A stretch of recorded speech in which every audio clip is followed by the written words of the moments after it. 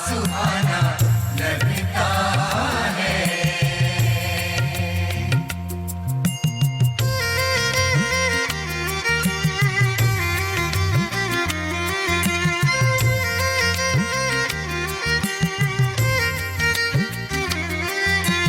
गुजरा लाहौर के ऊपर से कल,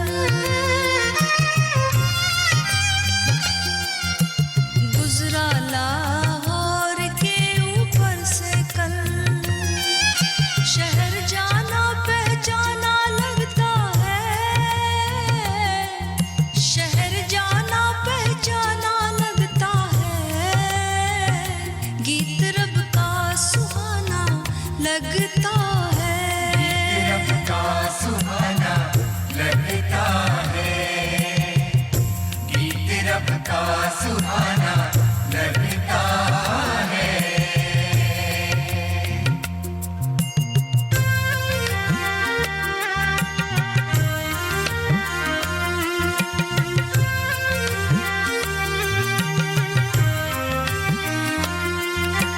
क्यों लड़ते हैं लोग आपस में,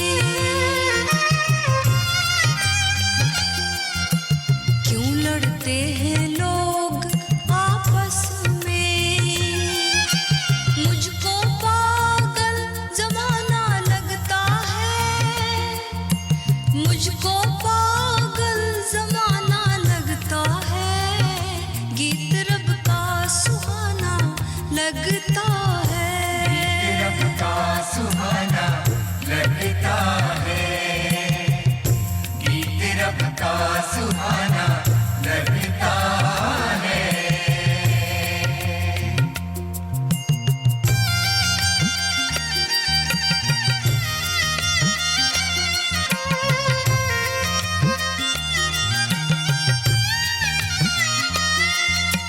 जब भी कहता कोई बुरा मुझको, जब भी कहता कोई बुरा मुझको, दोस्त अपना पुराना लगता है, दोस्त अपना पुराना लगता है, गीत रब का सुहाना लगता है, रब का सुहाना लगता है, गीत रब का सुहाना लगता है।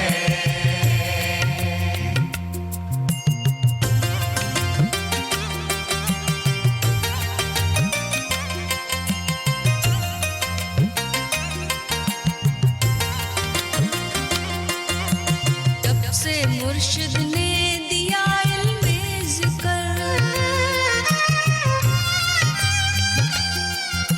जब से मुर्शिद ने दिया इल्मे ज़िक्र, मज़हब सब बचकाना लगता है, मज़हब सब बचकाना लगता है, गीत रब का सुहाना लगता है, रब का सुहाना लगता है, गीत रब का सुहाना लगता है।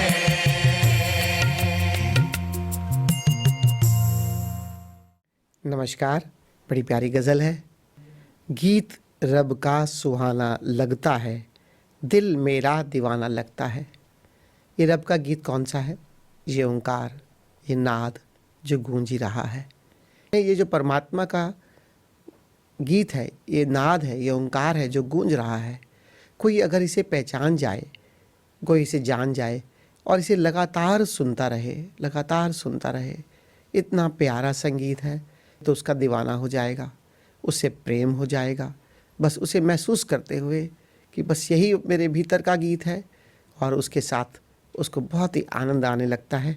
दिल मेरा दीवाना लगता है, मेरा दिल दीवाना हो जाता है। हो रही है दूर अजान कहीं, अब ना कुछ बेगाना लगता है। इसका संगीत है कैसा? जैसे मस्जिद में अजान होती है, लेकिन अजान कोई बहुत दूर हो रही है, और बहुत दूर, बहुत महीन, बस वो दूर से आती आवाज़, वो सदाए आसमानी, वो जो दूर आज़ान हो रही है, इस तरह ये परमात्मा का संगीत है, ये ओंकार है।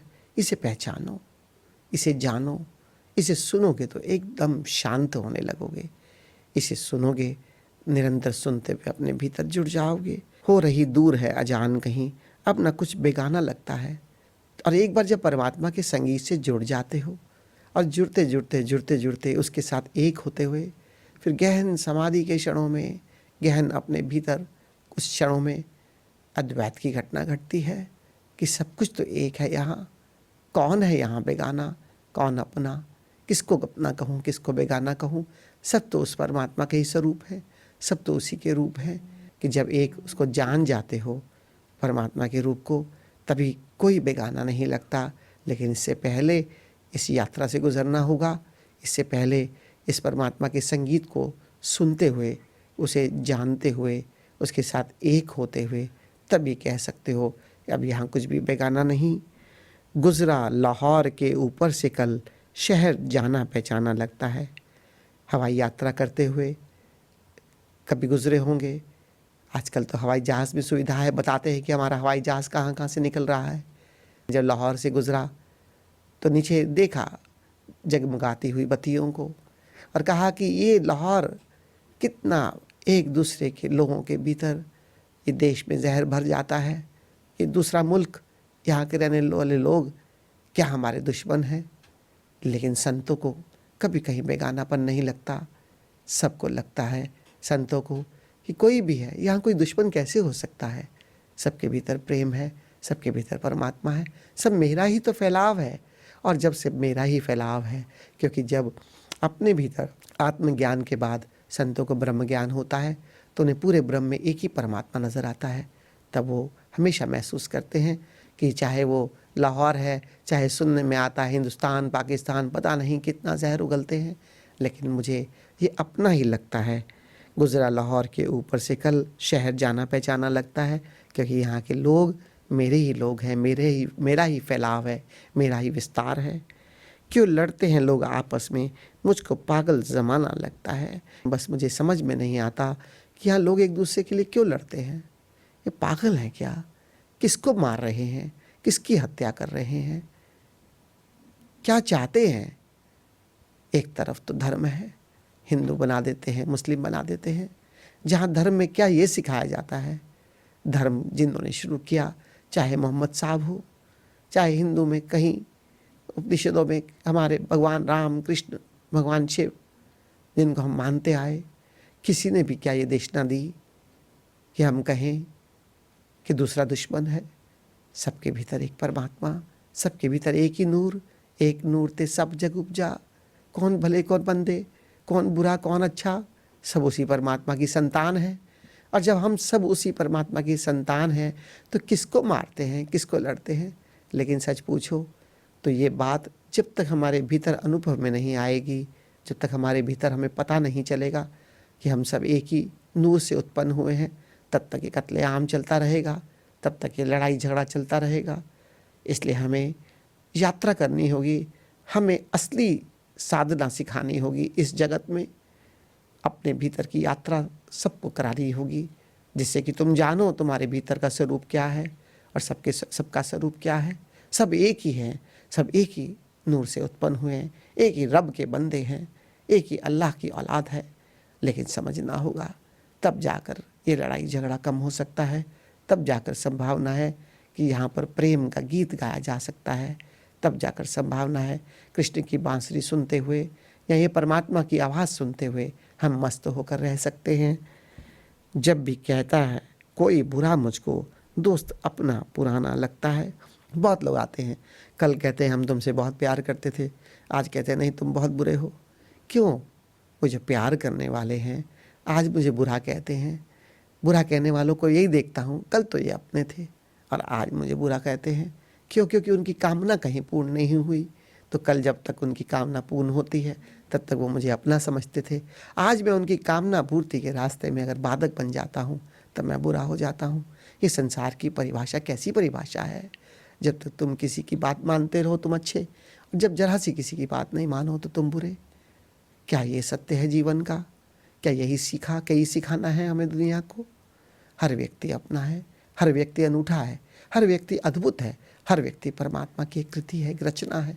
हर व्यक्ति की सोच अलग है, हर व्यक्ति का जीवन जीने का ढंग अलग है, हर व्यक्ति का अपना एक आचरण है, हर व्यक्ति अपना बड़ा होता है, एक अलग संस्कारों में बड़ा होता है।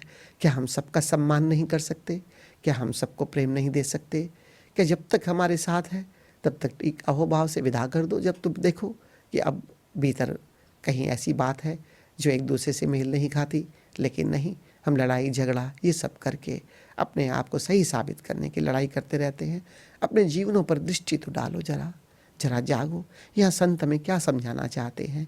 संत यही समझाते हैं, जब भी कहता है कोई बुरा मुझको, दोस्त अपना पुराना लगता है, कल अपना ही दोस्त था, आज मुझे बुरा कह रहा है। जब से मुर्शिद ने दिया इल्म जिक्र, मजहब अब बिचकाना लगता है। जब मुर्शिद ने मुझे समझा दिया, ज्ञान दिया, ओशो ने समझाया कि आंख बंद करो, अपने भीतर देखो, अपने निर्विचार को जानो और निर्विचार में गूंजते हुए उस नाद को सुनो, उस परमात्मा के संगीत को सुनो और उसके साथ एक हो जाओ। और एक होते होते सच पूछो तो प्रेम होता है। बड़ा मुश्किल है किसी दूसरे का किसी तीसरे से प्रेम करवाना, लेकिन सच पूछो गुरु ही ऐसा करवा सकता है। संसार में ही संभव नहीं। पहले परमात्मा का ज्ञान देता है, परमात्मा से मिलवाता है और फिर एक साधक का परमात्मा से प्रेम हो जाता है। किसी साधक का किसी परमात्मा से प्रेम करवाना ये एक छोटा कोई काम नहीं, कामिल मुर्शिद ये काम कर सकता है। जब तुम साधना करते करते उसके साथ एक होने लगते हो, उसके साथ प्रेम हो जाता है, तब क्या होता है? एक लौकिक प्रेम में जब हमें किसी से प्रेम होता है तो उसकी याद सतह बनी रहती है, उसकी याद हमें करना नहीं पड़ता, उसकी याद अपने भीतर से जाती ही नहीं। जैसे किसी शायर ने कहा, ना विसरोते ना याद हो, कि तुम भूलो ही नहीं कि तुम्हें याद करना पड़े। जब एक साधक का, एक शिष्य का एक परमात्मा से जब प्रेम हो जाता है, इश्क हो जाता है और तब उसकी याद स्वतः बनी रहती है, तब परमात्मा को याद नहीं करना पड़ता, तब वो भूलता ही नहीं है। जब से मुर्शिद ने दिया इल्म ज़िक्र, मजहब अब बेचकाना लगता है। अब मजहब की बात क्या कहूँ कि मैं हिंदू हूँ, क्या कहूँ मैं मुसलमान हूँ, क्या कहूँ मैं सिख हूँ, क्या कहूँ मैं ईसाई हूँ, क्या कहूँ मेरा कौन सा मज़हब है? मेरा मज़हब तो एक ही है कि मैं उस खुदा का बंदा हूँ। मेरा मज़हब तो एक ही है कि वो परमात्मा की संतान हूँ। मेरा मज़हब तो एक ही है कि उस परमात्मा ने मुझे रचा है और उसी का अंश मेरे भीतर है। मेरा मज़हब एक ही है कि मैं उसी का अबन्य हिस्सा हूँ। मेरा मज़हब यही है कि मैं उसकी प्रेम करता हूँ। मेरा मज़हब यही है कि उसकी बनाई हुई सृष्टि से भी मुझे इनकार नहीं, और जैसी उसकी सृष्टि है, जैसा उसका संसार है, मुझे ना केवल परमात्मा से प्रेम है बल्कि उसकी बनाई हुई सृष्टि से भी प्रेम है। ये असली प्रेम भीतर जब संत के अंदर पैदा होता है, ये तब होता है जब वो परमात्मा के प्रेम में जीता है। मजहब सबका बचकाना तब लगता है जब से मुर्शिद ने दिया इल्म ज़िक्र। ये इल्म ज़िक्र और कुछ नहीं। इल्म ज़िक्र क्या है? इल्म ज़िक्र यही है कि निरंतर उसका ख्याल बना रहे। आज छोटी छोटी बातों से, छोटी छोटी घटनाओं से हम डर जाते हैं। आज एक किसी छोटे से बच्चे को कि क्या उसके पिता की उंगली पकड़ते हुए जब वो अपने पिता को अपने साथ पाता है तो क्या उसके भीतर कोई भय है?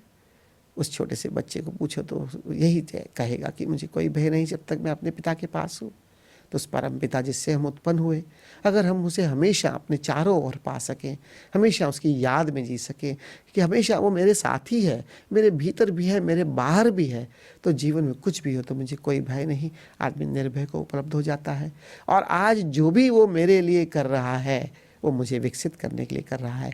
एक पिता कभी बच्चे को डांटता भी है, एक पिता बच्चे को प्यार भी करता है, अपने से दूर स्कूल में भी भेजता है पढ़ने के लिए, विकसित करने के लिए, अलग अलग तरह से बच्चे को संवारना और सजाना चाहता है।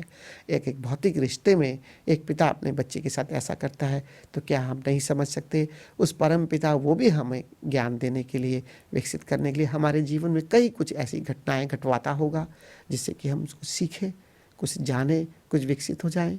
लेकिन अगर हम उसे माने कि वो हमारा पिता है, अगर वो माने कि वो हमारे सारे साथ है, हमेशा हमारे चारों तरफ बना हुआ है, तभी ये संभावना है कि हम निर्भय होकर ही ना जिएंगे। हर जो भी हमारे भीतर घटना है हम उस घटना का स्वीकार कर पाएंगे।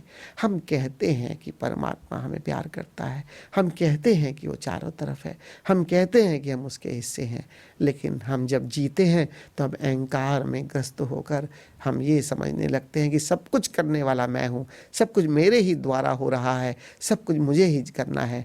हम सब भूल जाते हैं कि कौन सा परमात्मा, कैसा परमात्मा। लेकिन सच पूछो, अगर हम ये कहें कि हम परमात्मा से घिरे हुए हैं, वो हमें हर समय सहारा दे रहा है, तो हमारे आचरण में कैसे आ जाए। और कामिल मुर्शिद ने मुझे सिखाया जिक्र रब में जीना, अर्थात हमेशा उसकी याद में जीना, और हमेशा उसके याद में, उसके एहसास में जीकर मैं निर्भय होकर जीता हूँ, मैं बस मस्त होकर जीता हूँ, मैं आनंदित होकर जीता हूँ। और अब मुझे कोई मजहब मुझे मेरे से अलग नहीं कर सकता, क्योंकि मैं अपनी आत्मा से जुड़कर जी रहा हूँ। यही मेरा असली मजहब है, यही मेरी धार्मिकता है, और यही पूरा अध्यात्म है। स्वयं को जानो, अपनी आत्मा को जानो, उस परमात्मा को जानो, और उसी की याद में जियो। इससे बड़ा कोई धर्म नहीं, इससे बड़ी कोई धार्मिकता नहीं, इससे बड़ी अध्यात्म की कोई परिभाषा नहीं। धन्यवाद।